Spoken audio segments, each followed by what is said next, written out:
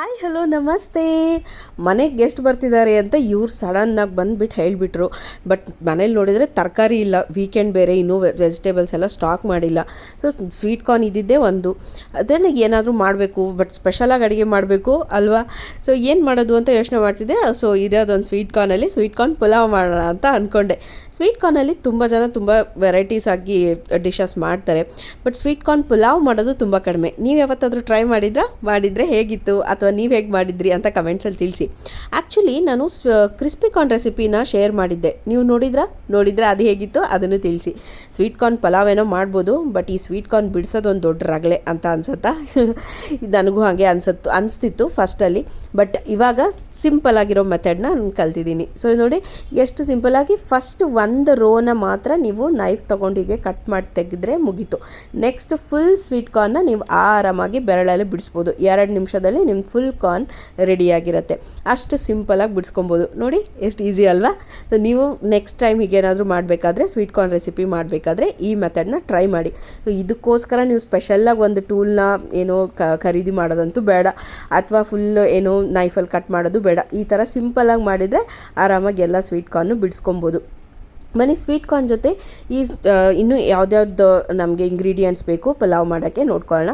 Sweet corn ಜೊತೆಗೆ ನಾನಿಲ್ಲಿ ತೊಗೊಂಡಿದ್ದೀನಿ ಆನಿಯನ್ಸ್, ನಿಂಬೆಹಣ್ಣು, ಮತ್ತು ಹಸಿಮೆಣ್ಸಿನ್ಕಾಯಿ, ಕರಿಬೇವು, ಮತ್ತು ಕೊತ್ತಂಬರಿ ಸೊಪ್ಪನ್ನು ಕಟ್ ಮಾಡಿ ಇಟ್ಕೊಂಡಿದ್ದೀನಿ, ಶುಂಠಿ ಬೆಳ್ಳುಳ್ಳಿ ಪೇಸ್ಟ್, ಮತ್ತು ಬೇ ಲೀಫ್, ಏಲಕ್ಕಿ, ಲವಂಗ, ಮತ್ತು ಒಂದು ಚಿಕ್ಕದು ಚಕ್ಕೆ.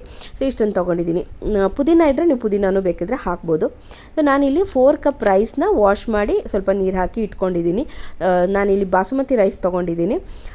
ಅದಕ್ಕೆ ನಾನಿಲ್ಲಿ ಡಬಲ್, ಅಂದರೆ ಆಲ್ಮೋಸ್ಟ್ ಡಬಲ್ಗಿಂತ ಸ್ವಲ್ಪ ಕಡಿಮೆ 7 ಕಪ್ಸ್ ನಾನಿಲ್ಲಿ ಕೊಕೊನಟ್ ಮಿಲ್ಕ್ ತೊಗೊಂಡಿದ್ದೀನಿ. ಸೊ ನೀವು ಯಾವ್ದು ಮಿಲ್ಕ್ ತೊಗೋತಿದ್ರೆ ಅದಾದರೂ ನೀವು ಯೂಸ್ ಮಾಡ್ಬೋದು.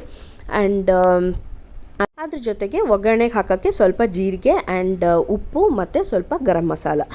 ಇಲ್ಲಿ ಎಣ್ಣೆ ಕಾಯಕ್ಕೆ ಇಟ್ಕೊಂಡು ನೀವು ಎಣ್ಣೆ ಅಥವಾ ಬೆಣ್ಣೆ ಹಾಕ್ತೀರ ಅಥವಾ ತುಪ್ಪ ಹಾಕ್ತೀರ, ಯಾವುದಲ್ಲಾದರೂ ಮಾಡ್ಬೋದು. ನಾನಿಲ್ಲಿ ಸ್ವಲ್ಪ ಎಣ್ಣೆ ಹಾಕ್ಕೊಂಡಿದ್ದೀನಿ. ಎಣ್ಣೆಗೆ ಜೀರಿಗೆ ಹಾಕಿ ಫ್ರೈ ಮಾಡಿಕೊಂಡು ಅದಕ್ಕೆ ಬೇ ಲೀಫ್ ಮತ್ತು ಏಲಕ್ಕಿ, ಲವಂಗ ಮತ್ತು ಚಕ್ಕೆಯನ್ನು ಹಾಕಿ ಸೊ ನಾನಿಲ್ಲಿ ಚೆನ್ನಾಗಿ ಫ್ರೈ ಮಾಡ್ಕೊತಿದ್ದೀನಿ. ಸೊ ಇದು ಏನು ಜೀರಿಗೆ, ನಿಮಗೆ ಇದಕ್ಕೆ ಸಾಸಿವೆ ಎಲ್ಲ ಹಾಕೋದು ಬೇಡ, ಬರೀ ಜೀರಿಗೆ ಅಷ್ಟು ಹಾಕಿದರೆ ಸಾಕು. ಸೊ ಇದು ಚೆನ್ನಾಗಿ ಫ್ರೈ ಆದಮೇಲೆ ಸೊ ಇದಕ್ಕೆ ನಾವು ಹಾಕೋಣ ಕರಿಬೇವು ಸೊಪ್ಪು ಮತ್ತು ಹಸಿಮೆಣ್ಸಿನ್ಕಾಯಿ, ಕಟ್ ಮಾಡಿರೋ ಹಸಿಮೆಣ್ಸಿನ್ಕಾಯಿ ಮತ್ತು ಈರುಳ್ಳಿ. ಸೊ ನೀವು ನನ್ನ ವೀಡಿಯೋಸ್ ನೋಡಿದರೆ ನಿಮಗೆ ಗೊತ್ತಿರುತ್ತೆ, ನಾನು ಏನು ಹಸಿಮೆಣ್ಸಿನ್ಕಾಯಿನ ಸಪ್ರೇಟಾಗಿ ಒಂದನ್ನೇ ಫ್ರೈ ಮಾಡಲ್ಲ ಅಂತ.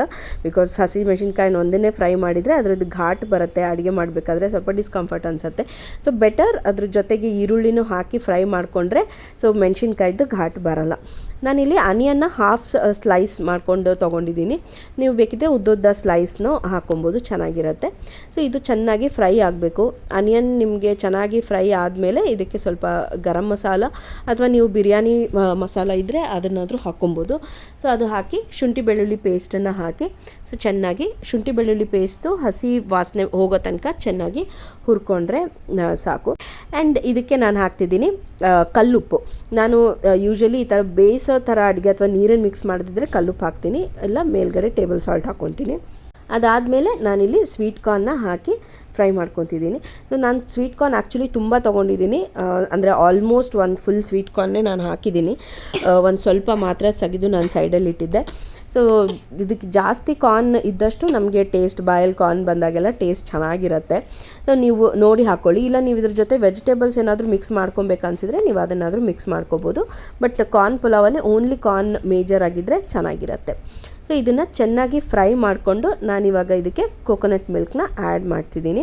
ಸೊ ನೀವು ಬೇಕಿದ್ದರೆ ಇಲ್ಲಿ ಕೊಕೊನಟ್ ಮಿಲ್ಕ್ ಬೇಡ ಅಂತ ಅಂದರೆ ನೀವು ನಾರ್ಮಲ್ ಮಿಲ್ಕ್ ಆದರೂ ನೀವು ಯೂಸ್ ಮಾಡ್ಬೋದು, ಅಥವಾ ಮಿಲ್ಕ್ ಬೇಡ ಅಂದರೆ ನಾರ್ಮಲ್ ವಾಟರಲ್ಲೂ ನೀವು ಈ ರೆಸಿಪಿನ ಟ್ರೈ ಮಾಡ್ಬೋದು. ಬಟ್ ಕೊಕೊನಟ್ ಮಿಲ್ಕಲ್ಲಿ ಈ ರೆಸಿಪಿ ತುಂಬ ಚೆನ್ನಾಗಿ ಬರುತ್ತೆ. ಸೊ ಟ್ರೈ ಮಾಡಿ ನೋಡಿ ಒಂದು ಸರ್ತಿ. ಸೊ ಇದು ಚೆನ್ನಾಗಿ ಕುದಿಬೇಕು. ಸೊ ಒಂದು ಸರ್ತಿ ಕುದಿ ಬಂದ ಮೇಲೆ ಇದಕ್ಕೆ ನಾವು ಅಕ್ಕಿನ ಹಾಕೋಣ. ಸೊ ನಾನು ಅಕ್ಕಿನ ಆಲ್ಮೋಸ್ಟ್ ಒಂದು 15 to 20 ಮಿನಿಟ್ಸ್ ನೆನೆಸಿಟ್ಟಿದ್ದೀನಿ. ಸೊ ಬಾಸುಮತಿ ಅಕ್ಕಿ ಚೆನ್ನಾಗಿ ಬರುತ್ತೆ. ನೀವಿಲ್ಲ ನಾರ್ಮಲ್ ರೈಸ್ ಯೂಸ್ ಮಾಡ್ತೀರಾ ಅಂದರೆ ಹಾಗೇನಾದರೂ ಹಾಕ್ಕೋಬೋದು. ರೈಸ್ ಫುಲ್ಲನ್ನು ಹಾಕಿ ಇದನ್ನು ಒಂದು 2 ನಿಮಿಷ ನಾವು ಫ್ರೈ ಮಾಡೋಕ್ಕೆ ಬಿಡೋಣ. ಅಂದರೆ ಜಸ್ಟ್ ಹಾಗೆ ಒಂದು 2 ನಿಮಿಷ ಕೈ ಆಡಿಸ್ಕೊಂಡು ಚೆನ್ನಾಗಿ. ಈ ಟೈಮಲ್ಲಿ ಬೇಕಿದ್ದರೆ ನೀವು ಪುದೀನಾನು ಸ್ವಲ್ಪ ಹಾಕೋಬೋದು. ಪುದೀನ ಇದ್ದರೆ ಪುದೀನ ಹಾಕಿದರೆ ಅದರದ್ದು ಸ್ಮೆಲ್ ಚೆನ್ನಾಗಿ ಬರುತ್ತೆ. ನನಗೆ ಪುದೀನ ಇರಲಿಲ್ಲ, ಸೊ ನಾನು ಅದಕ್ಕೆ ಹಾಕಿಲ್ಲ. ಕೊತ್ತಂಬರಿ ಸೊಪ್ಪು ಮಾತ್ರ ಇತ್ತು. ಈಗ ಬೇಯೋ ಟೈಮಲ್ಲಿ ಸ್ವಲ್ಪ ಕೊತ್ತಂಬರಿ ಸೊಪ್ಪು ಹಾಕ್ಕೊಂಡು ಲಾಸ್ಟಲ್ಲೂ ಮತ್ತೆ ಕೊತ್ತಂಬರಿ ಸೊಪ್ಪನ್ನು ಹಾಕ್ತೀನಿ. ಸೊ ಅದು ಚೆನ್ನಾಗಿರುತ್ತೆ, ಅದರದ್ದು ಫ್ಲೇವರ್ಸ್ ಸ್ವಲ್ಪ ಚೆನ್ನಾಗಿ ಬರುತ್ತೆ. ಸೊ ಇದು ಹಾಕಿ ಚೆನ್ನಾಗಿ ಮಿಕ್ಸ್ ಮಾಡಿಕೊಂಡು ಈಗ ನಾವು ಇದನ್ನು ಕುಕ್ಕರ್ ಕ್ಲೋಸ್ ಮಾಡಿಬಿಟ್ಟು ಒಂದು 2 ವಿಷಲ್ ತೊಗೊಂಡ್ರೆ ಸಾಕು. ಇಲ್ಲ ನೀವು ಹೈ ಫ್ಲೇಮಲ್ಲಿ 1 ವಿಷಲ್ ತೊಗೊಂಡು ಲೋ ಫ್ಲೇಮಲ್ಲಿ 1 ವಿಷಲ್ ಆದರೂ ಹಂಗೆ ತೊಗೊಳ್ಳಿ, ಇಲ್ಲ 1 ವಿಷಲ್ ಹೈ ಫ್ಲೇಮಲ್ಲಿ ಹಂಗೆ ತೊಗೊಂಡ್ರು ಸಾಕು. ತುಂಬ ಹೊತ್ತು ಬೇಯಿಸೋದು ಬೇಡ. ಆ್ಯಂಡ್ ಇದು ಕುಕ್ಕರ್ ಫುಲ್ ಕೂಲ್ ಆದಮೇಲೆ ತೆಗೆದ್ರೆ ಬೆಟರ್, ಅಂದರೆ ಆರಿದ ಮೇಲೆ ಏನೋ ಅಕ್ಕಿ ಫುಲ್ ಉದ್ರುದ್ರಾಗಿ ಬರುತ್ತೆ. ಇಲ್ಲಿ ಕೊತ್ತಂಬರಿ ಸೊಪ್ಪು ಹಾಕ್ಕೊಂಡಿದ್ದೀನಿ, ಕೊತ್ತಂಬರಿ ಸೊಪ್ಪು ಹಾಕ್ಕೊಂಡು ಸ್ವಲ್ಪ ನಿಂಬೆ ಹುಳಿನೂ ಹಾಕಿ ನಾನಿಲ್ಲಿ ಮಿಕ್ಸ್ ಮಾಡ್ಕೋತೀನಿ. ಯೂಶ್ವಲಿ ನಾನು ಯಾವಾಗ ನಿಂಬೆ ಹುಳಿ ಹಾಕಬೇಕಾದ್ರೂ ಈ ಥರ ಸ್ಪೂನಲ್ಲಿ ನಿಂಬೆ ಹುಳಿನ ತೆಗಿತೀನಿ. ಸೊ ಏನಾದರೂ ಬೀಜ ಇನ್ ಕೇಸ್ ಇದ್ದರೆ ಅದರಲ್ಲೇ ಬಿದ್ದೋಗುತ್ತೆ. ಸೊ ಸ್ಪೂನಿಂದ ತೆಗಿಯೋಕ್ಕೆ ಈಸಿ ಆಗುತ್ತೆ. ಇಲ್ಲ ನಾವು ಡೈರೆಕ್ಟಾಗಿ ಹಾಕಿದರೆ ನಾವೇನೇ ಅಡುಗೆ ಮಾಡಬೇಕಾದ್ರೆ ಅದರಲ್ಲಿ ಹೋಗಿ ಬೀಜ ಬೀಳುತ್ತೆ. ಸೊ ಈ ಥರ ಮೆಥಡ್ ನನಗೆ ಇಷ್ಟ ಅನಿಸುತ್ತೆ. ನಾನು ಹಂಗೆ ಹಾಕಿ ನಿಂಬೆ ಹುಳಿನ ತೆಗಿತೀನಿ. ಸೊ ಇಷ್ಟು ಮಾಡಿ ನೀವು ಸರ್ವ್ ಮಾಡ್ಕೊಬೋದು. ಸ್ವಲ್ಪ ತಣ್ಣಗಾದಮೇಲೆ ಏನು ಮಿಕ್ಸ್ ಮಾಡಿದರೆ ಚೆನ್ನಾಗಿ ಉದ್ದುದ್ರಾಗಿರುತ್ತೆ. ಸೊ ಎಷ್ಟು ಸಖತ್ತಾಗಿದೆ ಅಲ್ಲ. ನೀವು ಟ್ರೈ ಮಾಡಿ ಟೇಸ್ಟ್ ಹೇಗಿತ್ತು ಅಂತ ಕಮೆಂಟಲ್ಲಿ ತಿಳಿಸಿ. ಸಿಗೋಣ ನೆಕ್ಸ್ಟ್ ವೀಡಿಯೋದಲ್ಲಿ. ಬಾಯ್ ಬಾಯ್.